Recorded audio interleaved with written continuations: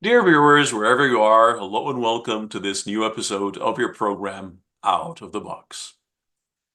Religion and mythology. Are they antonyms? Are they synonymous? Or is there some form of a middle ground that can combine them? Can we build a hanging bridge to bridge the chasm between them? This is what we'll discuss today. Today we'll be talking about three basic concepts: the big flood, the story of creation, and we will also talk about the divine council. We will deal with these three topics from the perspective of ancient Mesopotamia and ancient Egypt. To shed more light on this, I'm really delighted to be accompanied by our usual and special guest, Ahmad Barsoum, the writer and thinker. Ahmad, hello and welcome time and again to the program. Hello, Muhammad. Hi, and thank you again for sharing with me your wonderful and very constructive ideas all the time, the intellectual ones as well. So I'm pleased to be with you always. Thank you. Always a pleasure to have you, Ahmad. And to start off, before we delve into any details, what is your own perspective about mythology and religion? Which came from which? Okay. Is there a connection, or are they two different separate paradigms altogether? Okay. In the mythology or in the theology, the science of religions, uh, most of scientists and scholars in that field, they confirmed one fact, which is essential fact, that any religion or any belief has to be built on a mythology. Mm-hmm. So the mother is the mythology and the religion is the outcome of it. So in other words, mythologies established religions. So both are related, yes, in a way, but one came before the other. So, for example, in many religions, even we'll talk about, for example, the Hindu religion, for example, uh, it were stories told by people they don't know when, thousands of years ago, and these stories about heroes, about enemies fighting, and something is prevailing over the earth, and then this became funneled into a religion. But because it was vast spread on big earth, so this religion has many stories in it, has many mythologies in it, and then had many sects within it as well. So if we take this as an example, because Hindu is one of the oldest religions on earth as well, but this is how religion started.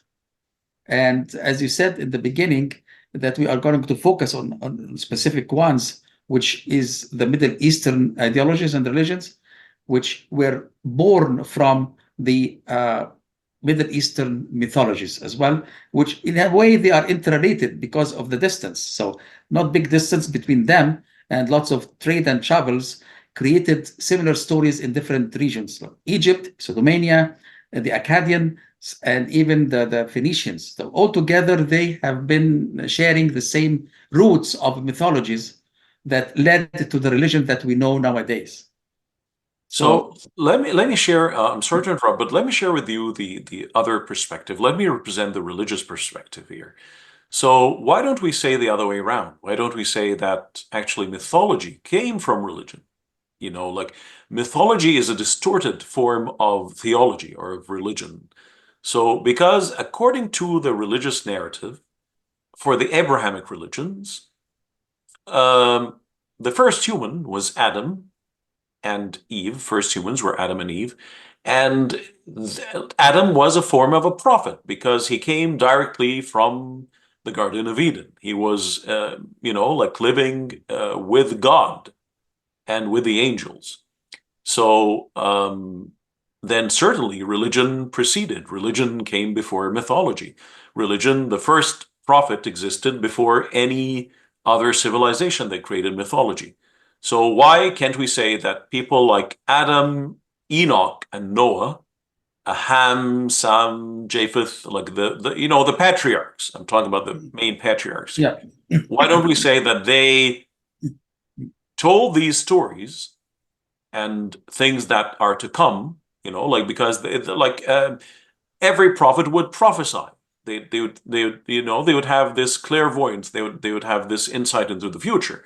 So they said about many stories that happened before creation, and then in the future.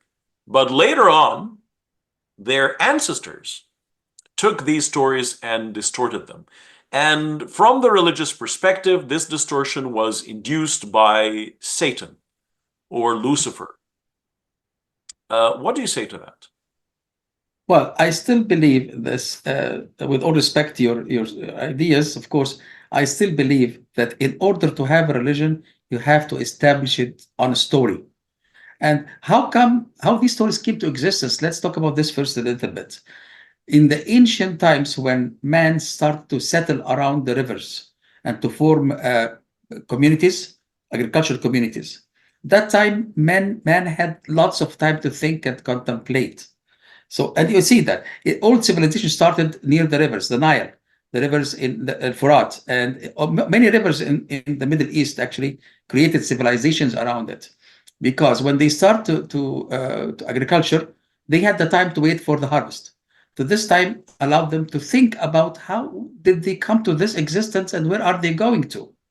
So by sitting together, let's assume hypothetically a group of people, you and I and some other friends, sitting beside the river at night in the nice weather. Right? Remember, nice weather, because also the weather in the Middle East allowed people to sit outside and talk and socialize. Mm-hmm. So this kind of weather allowed us to think, to talk, to what do you think? And you tell me a story, I tell you a story, and then one of us is more dreamer, imaginary, has Mm-hmm. some imagination in his mind because he's a Homo sapien, who is a sane Homo, will tell you this. Oh, I believe that this started by this God who spit something, or he sneezed, and then he sneezed the first man, and then he spit and came the first woman. And this is actually the creation of the in the ancient Egyptian mythology.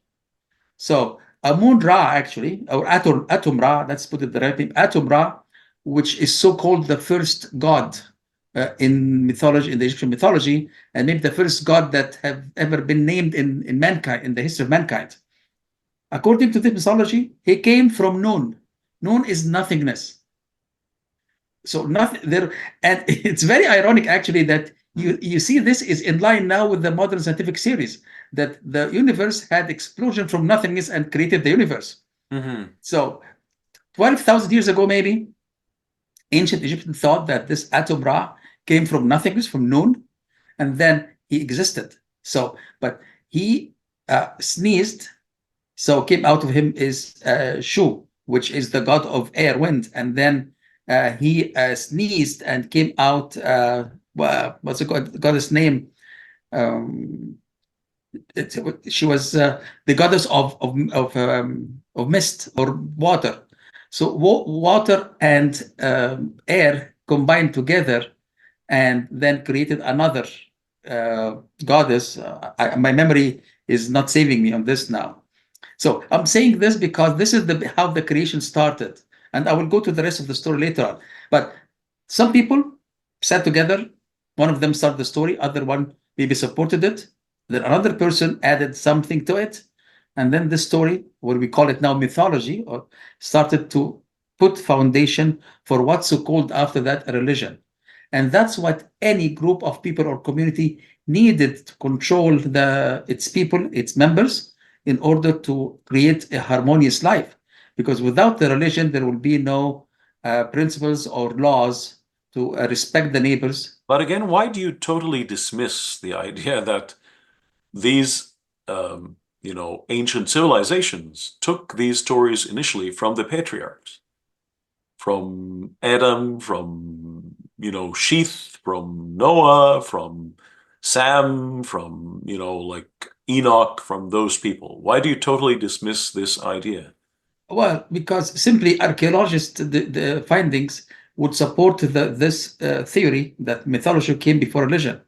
Because religion is told to us by our ancestors based on printed books, actually. Mm-hmm. Were written by hand or printed books. But mythologies were written on scripts in stones and found in many, many archaeologist locations in the Middle East. So, and with the radioactive carbon tests, they proved that this mythology was written way before was written on the leather or on the papyrus or other ways of recording the events at that time. So this is scientific way, but again, from the physiological way and from the anthropological view, yes, it is based. Any religion is created on a story, and then, by the way, don't forget also that the stories, when they are told by someone, when they leave one place and go to the other city, someone else will add a piece of it. Other person will try to make it more Yeah, spicy, because and so on like and so somebody on. like Enoch, for example, Enoch, Yeah. it's widely believed that he lived in Egypt, and many people today would associate Enoch with Akhenaten. And they see a resemblance because Akhenaten, again, he was sort of the dissident pharaoh. Like he was like sort of opposing to the mainstream worship of Ammon, Yes. and he called for the worship of Aten, which is the sun god. But again, this might be a distorted story of Enoch, the prophet of God, who called for the worship of one God. And the oneness of God is found in ancient Egypt as well. Well, if I was expecting this part, I would have got you all the references. I'm not ready with it now, but I will tell you something. There are so many other studies that is pointing that Akhenaten, actually, he is the real version of Moses.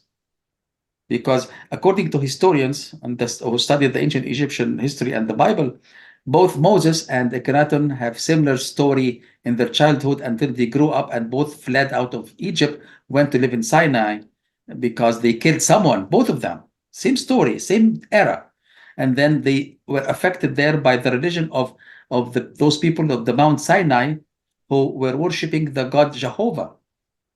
And when the king Amenhotep III died, his son Akhenaten decided to come back again to demand the throne.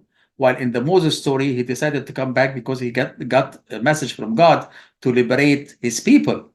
So both of them came back again. I'm telling a parallel story. Not none of them is known yet which one is right or wrong. So both came back again and started to rule Egypt, but revolted against the religion of the Amun Ra religion, and Moses wanted to take his people out. So it's big studies about this, and even Freud actually although he was a psychiatrist and the father of psychology, he wrote a book called Moses and Monotheism, where he Yes. uh, pointed to the fact that it was like a psychoanalysis for Moses, but he based his writings on what he read about ancient Egypt and the history of Akhenaten as well. He Yeah, found this link actually this was actually inspired by the dawn of of conscience. conscience. Yeah, Yes, yes, for by Henry James Henry James Preston. Breasted. Yes, Yes, so you're right. Yes, yeah. then this came the book of Sigmund Freud. Sigmund Freud, yes, Yeah, because about but they are of the same era almost. But James Henry Breasted, in his book *The Dawn of Conscience*, where he spent 7 years in Egypt studying ancient yeah. Egyptian mythology and ancient Egyptian history, he came with the conclusion that the dawn of conscience, or the first awareness of human conscience and the right and wrong and the law that established after that religions started in Egypt at the time Yes, with again, this is a very interesting and critical point at the same time, because according to um, Moses and monotheism, according to Sigmund Freud's view, he said the sons of Israel never entered Egypt for them to exit it. So, like, he completely dismisses the story of the Exodus, yeah. because for you to exit someplace, you You have to need come to it. You you have to have to enter enter it first. first. So the Yes. Exodus is completely fake, according to Yeah. him, because he never entered in the first place.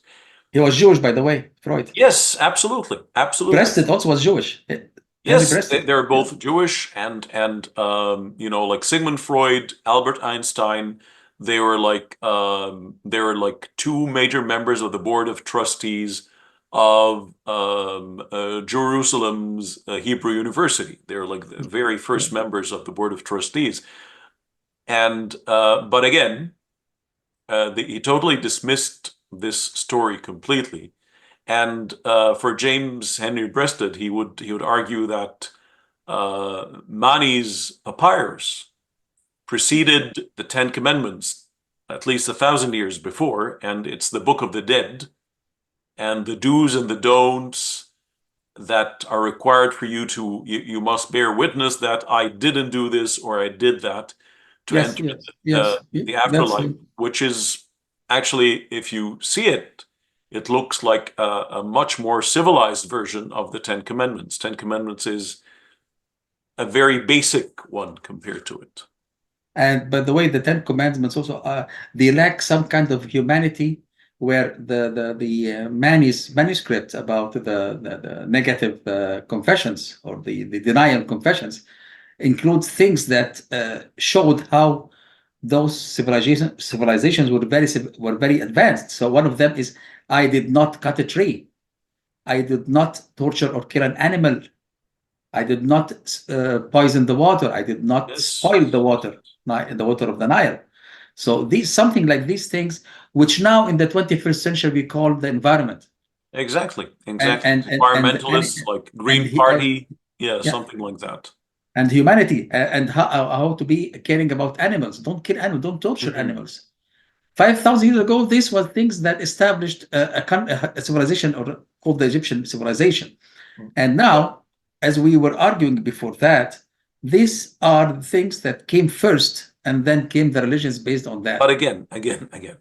Okay, so for example, we have Ammon, like the most God. omnipotent god, the most Yeah. omnipotent god, god of gods in ancient Egypt. Mm. And most pharaohs had the title of Ankh Ammon. So like Because they are son Ankh, of God, actually. They are son of yeah, gods. exactly. So Ankh basically is the key of life. Yeah, So yeah, he is like he's the life or the soul of the spirit. Like the pharaoh is like the spirit of God.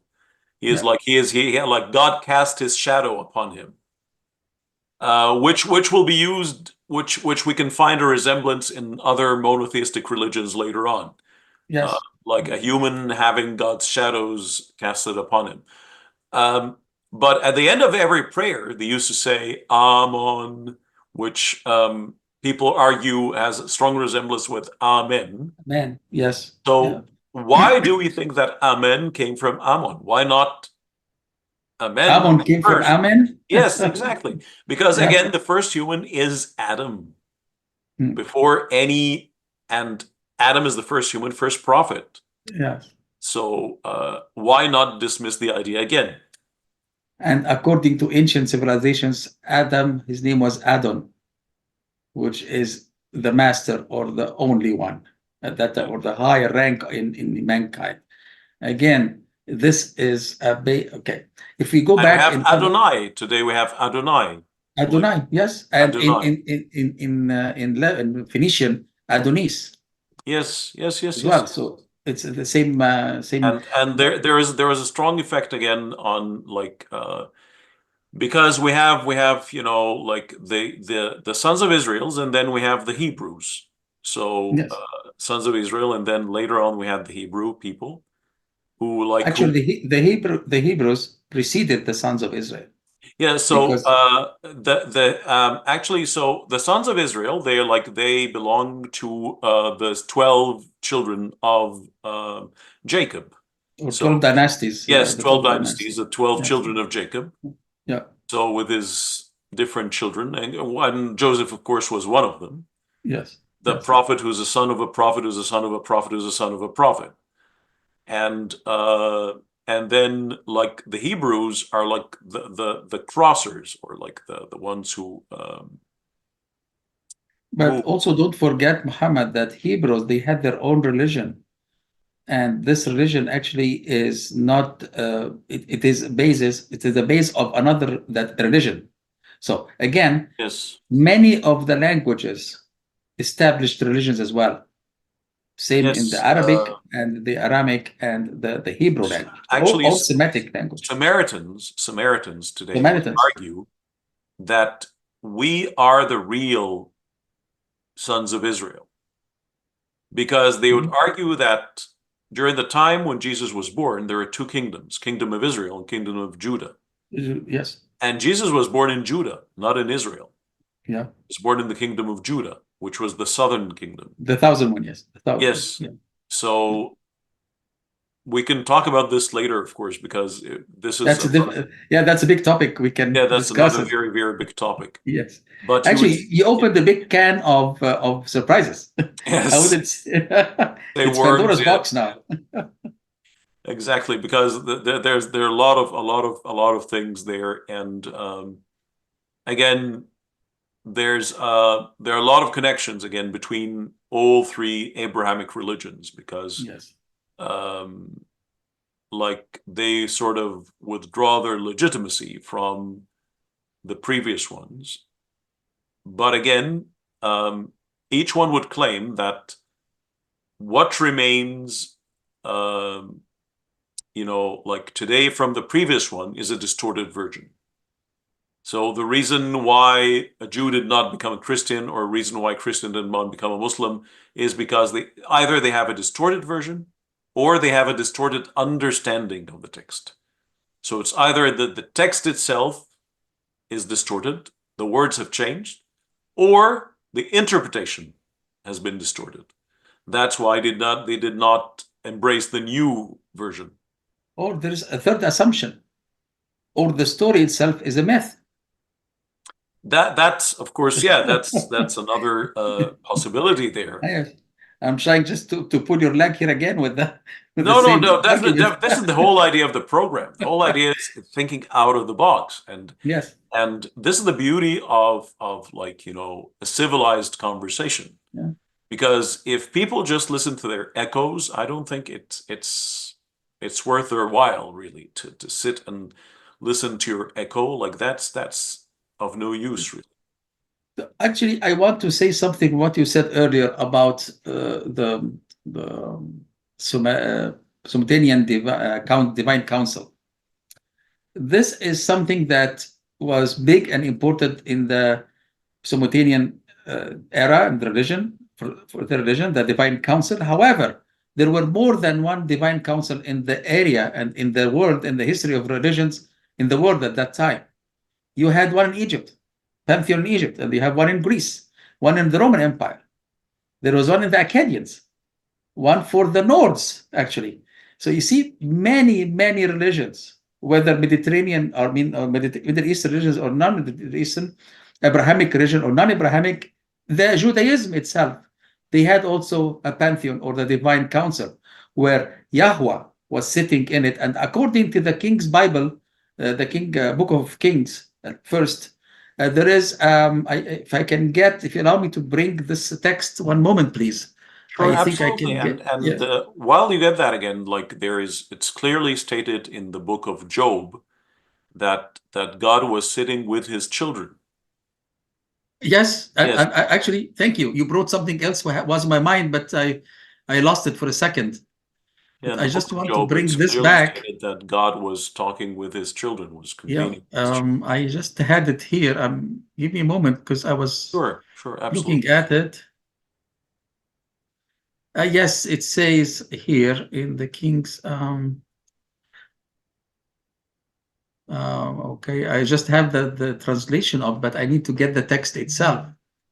Sure. Well, until I get the text, I would say that yes. So the divine council or the pantheon, as we call it in other religions or in other languages, is a group of the god is sitting in front or in a hall or whatever in the heaven in some place, surrounded by many angels, apostles, followers, whatever it is that time, previous prophets, and all together sitting, waiting to either to persecute the dead or for afterlife or making decisions for humanity. And this is very, very clear in Zeus' pantheon, where Zeus is sitting with his own gods and demigods as well. Because demigods are very important, by the way, in the mythologies, which we'll talk about it later, because the demigod is actually the human beings who came from half god, half human. I think maybe you're referring to like the Book of Kings. It says that one prophet had a vision of Yahweh sitting Yes. with the heavenly council to his right Ye- and to his left. That's the one. Yes. I couldn't get it earlier. Sorry. Yes. Yes. Yeah. So the Yeah. divine counsel to his right and to his left. Again, in the book of Job, God was with his children.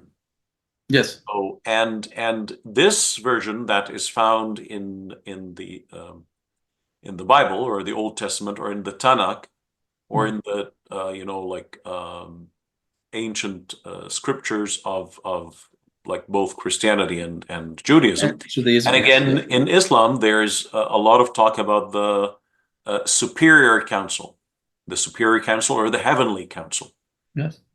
heavenly council. And so but again, why would you say that this is taken from a myth? Because if we agree that the religion came first, then why we have different religions? If we agree that the religion created this council, Mhm. then why the one in Greece different from the Roman one, from the Egyptian, from the one in Israel, from the one in Mesopotamia, one from Arcadia, and different from the Arabic version of it? Because Why? it's again, it's the word of mouth. It's like everybody would hear from the grapevine something and they would add their own spices to it. You said here. You said here. So Yeah, again, it's so. I'm sorry. I'm sorry. no worries at all. No worries at all. Uh, my dog is coming to me. Yeah, no worries at all. He's welcome. So again, you said a story heard by someone. So again, the same thing. Remember this game that we used to play when we were kids? We call it in French téléphone cassé. Yeah, yeah, yeah, yeah, yeah, yeah, I yeah. know it has a name in Yes, English. I can yeah. remember because when we were kids, we call it téléphone cassé. Yeah, Where so again, I tell you something and then you tell it to the next person, but you add and a bit of it and like you then at the add end, something. And at it's the end, completely you different hear what an you. entirely different story that has nothing to Yes, do with the first one. yeah. So again, so the mythology started, and then everybody said it in a different way, became different religion. But again, in the texts, again, if we take the word of the divine texts, it is clearly stated. So like that, for example, that the heaven and earth will perish, but not one letter from the words of God. This is what is said in the Bible, for example. In the Quran, Yes. it is said that God has revealed and he sent the revelation and he will preserve it. So it will be preserved eternally. So like there is this divine promise to save the text from any distortion. Again, and believers of religion A, B, or C believe that today. Uh, Well, again, in every step of what was said at that time, it's again, we were told, we were told, we were told. It is a story, it is it is narrating something to us. And as you tell stories to children, bedtime stories for children, they grow up believing in it. And they think that this Santa Claus really exists, Superman exists, and until they become more educated and they start to get rid of this. Humanity did not get rid of these stories yet. And that's what Freud said also as well, but that's a different discussion. So you are taking us into different alleys here, Muhammad. It's never ending. So Absolutely, absolutely. One, it's like a domino effect. Once you move one, it like absolutely, moves into yes, others. yes, Absolutely. and that's the beauty of the discussion here with you. Uh, Absolutely. so again, a story. By the way, I can come tomorrow and put something on my social media. Something might annoy many people, but some others will like it. Hmm. And then those who like it will share it to others who like it as well, and others will share it to people who hate it. And Yeah. maybe after thousands of sharing and retweeting it, we can form a religion. But And it happened in the modern world a lot. okay, what is your interpretation of like so some people would say it's completely illogical to believe that a myth or like a pagan religion or a man-made religion to have this magnitude and multitude. Sorry, like I have to no. stop here. Sorry, I have to stop. We have a problem here. Sorry, It's okay. It's okay. that was unexpected, guys. It's okay. معلش Okay. So like I just want to state a point here that people who believe, for example, in the religions of Christianity and Islam, and right now Christianity or Catholicism actually, um, and then but again, like Christianity by and large is the most like is the world dominant religion right now, is like the biggest number of believers if we look at Christianity as a whole. But the biggest sect is Sunni Islam. Yes. Sunni Muslims are bigger than any other denomination in the world, including Catholics. But so Christianity comes first if we take all denominations in consideration in account, and then Islam comes after. So some people would say that, do you think it's logical that this multitude would believe in a myth? Like Yes. while the minority believes like why would all those people like believe in that and they're ready to die for it, and they're always preachers and they're missionaries and like all this for a myth? Yeah. All right. That's a very important question, of course. And uh, the answer have been made by many great philosophers and thinkers, and I cannot pretend that I can speak like them, but I can repeat what they said, of course, because like Christopher Hitchens, like Hawkins, and many others, and even Freud, even Nietzsche. So I can even Abu Ala al-Ma'arri as well. All these philosophers and thinkers, they answered the question, but they all agreed on one thing. It's called massive delusion. And that's one thing. The other thing is that they agreed also on the fact that it is a kind of hope for mankind to live forever, because the life after this was the most bothering thing in human beings' minds. Even when we talk about, imagine those people who sat beside the river and waiting for a harvest, and they thought about this very big ordeal. Why we came to life and why we die and what's going to happen next. So these questions dominated the uh, humankind brain for thousands and thousands of years. We are here in life. Why? Where did we come from? And where are we going after that? And that's why, to give the answer to this big ordeal or dilemma, the answer was very simple, which is the simplest solution to a problem is the straight one or the simplest one, which is there's afterlife. Mm-hmm. The word afterlife solved the problem. And you can find this also in Hinduism as well. Yeah, but both mythologies and religions agree about this afterlife, like with different perspectives. Of course, if we put the Far Eastern religions aside, where they have this like karma, nirvana, samsara, and these different things, These but things, yes, different stages of heavens and life. exactly. Yes, But yes, yes, ancient Egyptian belief, for example, there was a clear afterlife, and yes. you would live like it's like the eternal day, like it's the final and eternal day, like that. Okay, so that's a very good point. Ancient Egyptian religion believed in afterlife and it's eternal. Christianity believed in afterlife and it's eternal. Islam believed in afterlife and it's eternal. Those three together share the Yeah. eternity. So again, if we say that are you telling me now that the Egyptian ancient religion is a religion and became a mythology?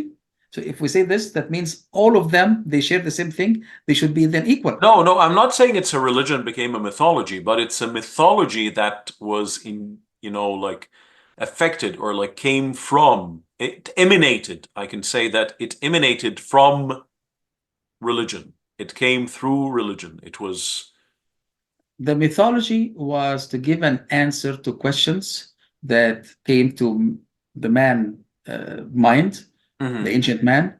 Where did we come from? Where are we going to? Why we die? That's the first question. And then they needed also condolences for all the misery they face in life. So the crop didn't give them what they need, so they will starve this year. The animals that they give them meat or milk died because of the disease. There is hurricanes, there is floods, there is earthquakes. All these things together are against their will to survive. Okay, So beautiful that you mentioned flood, Imad. So let's stop here because this is a very, very important story.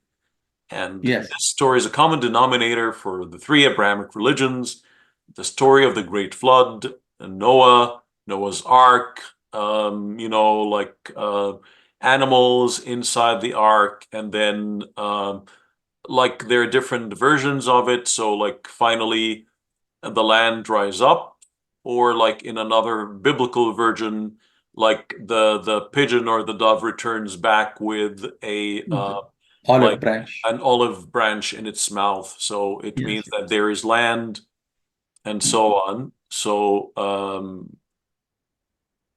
now this is mentioned in like in the three religions, and it's part and parcel of the belief.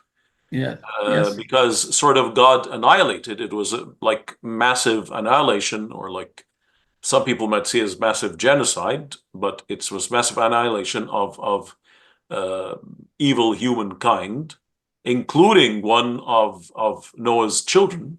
Yeah. And but we see an an incredible resemblance in the Epic of Gilgamesh as well, which is an ancient Mesopotamian epic. So, Epic. Yes. do you see this like do you see the Epic of Gilgamesh, is that myth or reality? All right. Let me first start with which one came first. By scripts and findings, the Gilgamesh epic came first. Okay, but okay, Gilgamesh, but is the Epic of Gilgamesh, is it talking about a fact or a myth? This is it my was a question. vision. It was a vision that Gilgamesh told his people in a poem. Gilgamesh was a king, but also he was an adventurer. So Yes. he was giving, and he had a friend together. They imagined that they went on different journeys and So him adventures and around the. Enkidu, like Gilgamesh and Enkidu, yeah, Yeah, yes, they went around the world. They have been into different adventures, have seen many fighting the things. bull, fighting blah blah blah, and going through the river of like death and life and. Absolutely. And then they came back to tell it, to say it to their people in a form of poems. Mhm. And there's also, again, these poems transferred to the Akkadians, and the Akkadians said the same thing. There are three versions of the flood, by the way 1,000 years before the one was written in the Bible. Three versions of flood, same concept. The Okay, most but famous one is the Gilgamesh one, of course. But I mean by this that these stories were told to show people how they have seen the world, how even obedience is important so they can control and rule over the people. And also to show that how magnificent their mhm. God, the Mesopotamian God at that time is, that he can save all the good souls. But we have to follow and obey. And obey who? Obey the king, who is always the representative of the God on earth. And this is also, again, the same denominator in many regions. That the God, I mean, the king or the whatever, the ruler of this area, got his power from God. And it still exists in the church. The same concept But still for exists in the church. example, the National Geographic Society, they made some studies around the vicinity of the Black Sea, Yes. and they found physical evidence, like archaeological, geological evidence that there was a flood, that there was this great flood. So it's a fact. It's not a myth. So they But found that this this is an established fact. It is a fact. It really But happened. but we are arguing about something different. This flood or whatever they refer to has Mhm. been way thousands of before the even mankind became Homo sapien. These are the changing that happened to the Earth, the planet Earth. And again, the same thing, the same society, National Geographics and other universities, they said that these floods could happen in a very small scale in some areas where rivers are, or happened millions of years ago, and many things. But there is no definite 100% relation between the Epic of Gilgamesh and the flood written. And in the Bible, both of them are myth, both of them are fiction up till now. There is no evidence 100% scientific or historical that they existed. Even when they started to put some pictures on the social media and on the internet, when the internet came out, they started to put some pictures of an ark on the Mount Ararat in Turkey, which is Ararat, Turkey, Armenia, because this is the area that everybody thinks that belongs to the other one. So, Yes. however, so even those photos became to be falsified. Yeah, like Some people, some geologists would say it's a natural structure, actually. It's not, yes, they're and not some the people, remnants of the ark or the big ship. It's yes. just, And those who do not want to have any hesitation or any doubt in the religion, they said, no, no, no, no, it is true. mhm. And by the way, the same concept of believing something that's not true as a true fact exists in many religions as well until now, Mhm.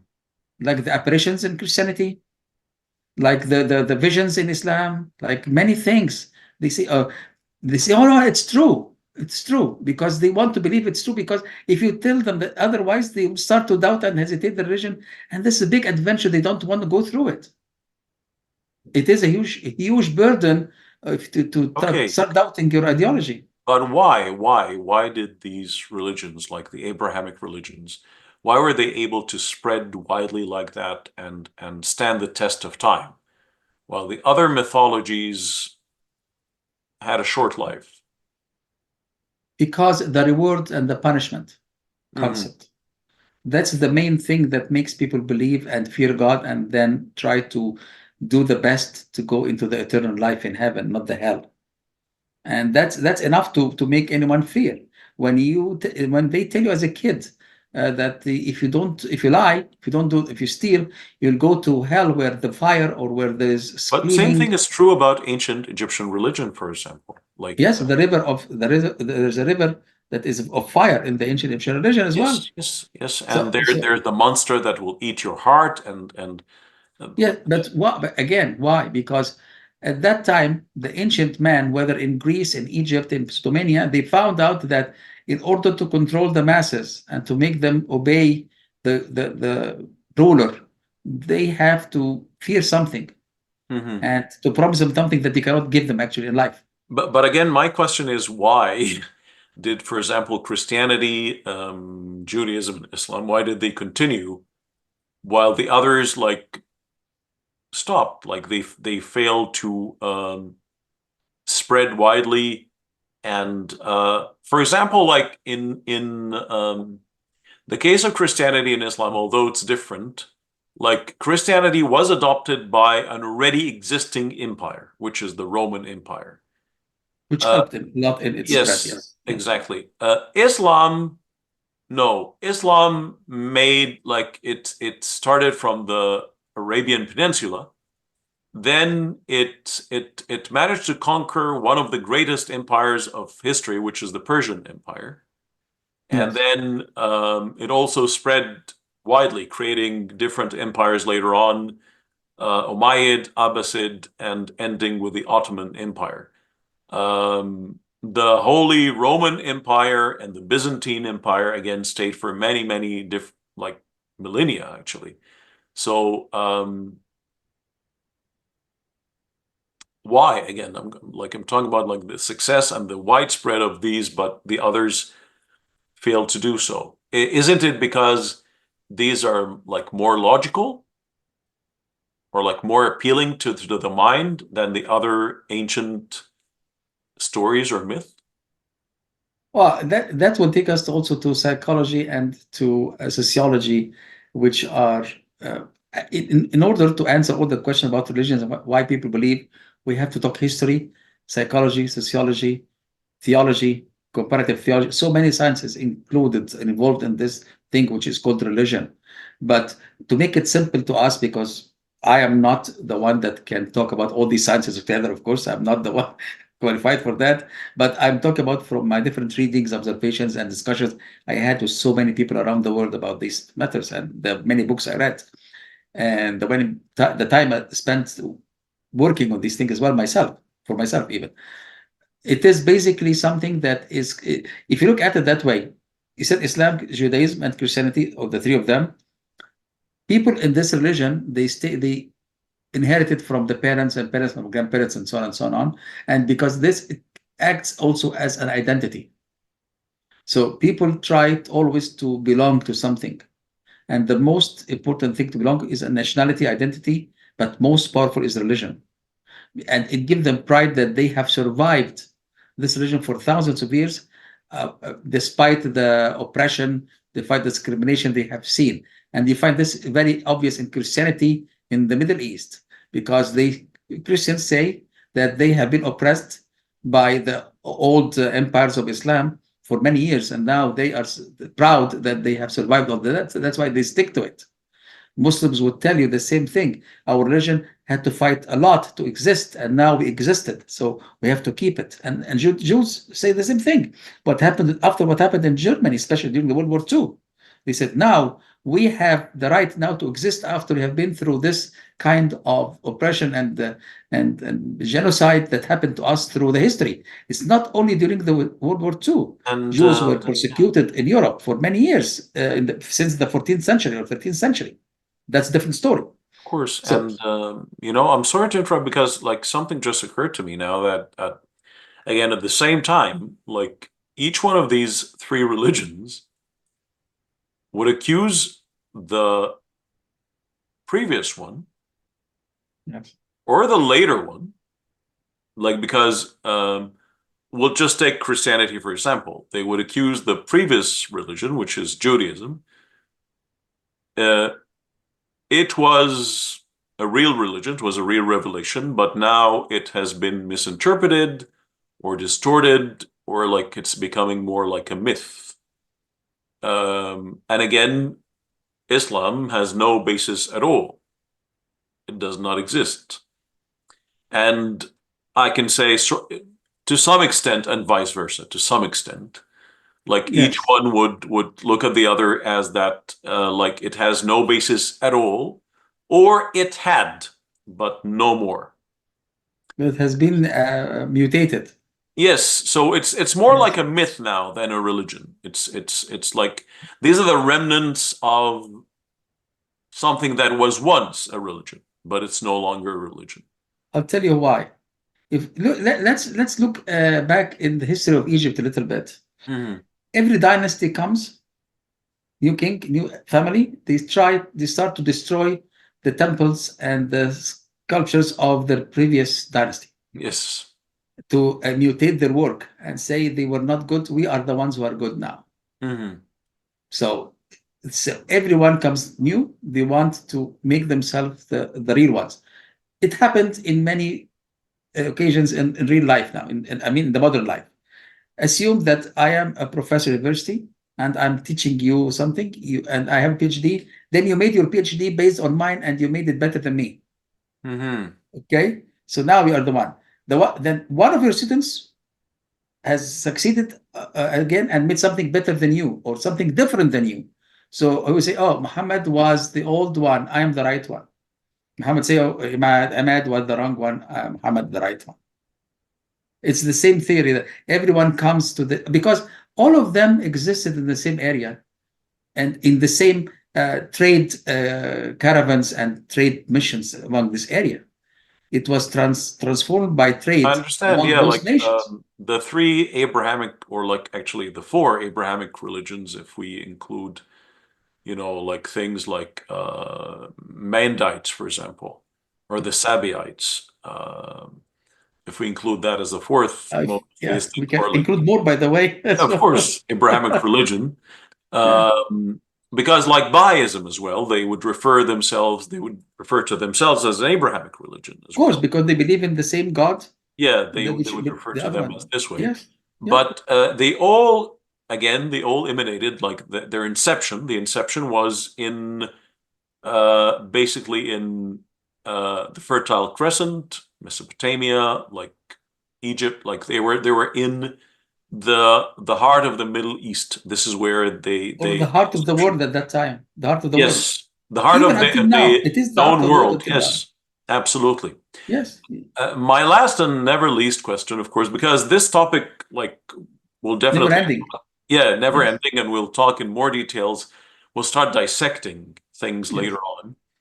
But this is just a general intro. My last question in this episode to you, would you how do you see the future of these religions? Do you think that they will start to fade away and become like, will their fate be similar to the uh, Greco-Roman, Egyptian, Mesopotamian, Hindu mythologies? Do you think this will be their future?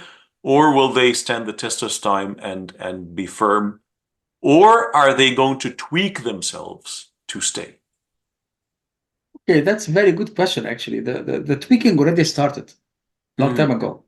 Christianity started the tweaking when they started to allow the followers to exercise and practice things that they like to do, but that are not recommended by the church, like concerts, music concerts, for instance, dancing parties. This started in the 50s of the previous century, where they said, okay, instead of our children go and dance in clubs, let them dance in the church, so they can at least be under our supervision. So that's kind of a tweaking. And then the Catholic Church, they started to approve things that were not before approved by the church. This, for example, in some church in the world allowed the same-sex marriage. That again against their own religions. Yeah. So tweaking is on the way, and it will take a longer time to have it fully tweaked or fully changed. And well, I will exclude Judaism for this because the Judaism has no big influence on the societies in the world yet, because of the Mhm. number of followers is much less than Islam and Christianity. But And Islam it's and not its a state, preaching religion. Like they don't preach. They're they not do looking preach, for yes, followers. Yes. and they don't want any new followers or new members. Yes. They want to stay like this. You have to That's be it. born a Jew to be a Jew, like Of course, yes, to and a no one Jewish can mom. convert. Yeah, Yes, they exactly. don't accept. They accept conversion on certain conditions, of course. For example, if a Jewish man married to a non-Jewish woman, she can convert because her children must be Jews, because a Jewish person is related to the mother, not the father, carry the religion of the mother, not the Yeah. father. And I have seen people like this who have to convert. But a Jewish woman, her husband, if he's not Jewish, it's okay. He Hmm. doesn't have to convert, and they can live together. But that's how things. But for Islam and Christianity, it's for Islam it's harder, and I'll tell you why. Because the same difference between Christianity and Islam, the same thing will happen again in future. So the tweaking will come and the change will come. It might not start yet, but it might start in Islam in few years, in 100 years. I don't know.